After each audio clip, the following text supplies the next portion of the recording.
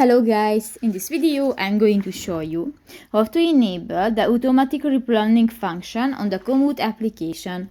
But first of all, I just want to mention, please don't forget to subscribe to our channel, because at 100,000 subscribers we are going to show you our YouTube revenue statistics and growth strategy, how to make money online. So let's jump into it. First of all, open the application on your device.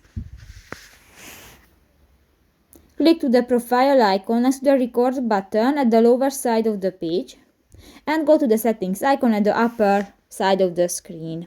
In the account section you can find the app settings section, and here you can find the third option, the navigation. And here in the navigation section you can find the first option, the automatic replanning, and if you want to enable this function, just click to the next white circle, and if it will be green, this function will be enabled. So that's pretty much it for this video guys. See you in the next one. Bye bye.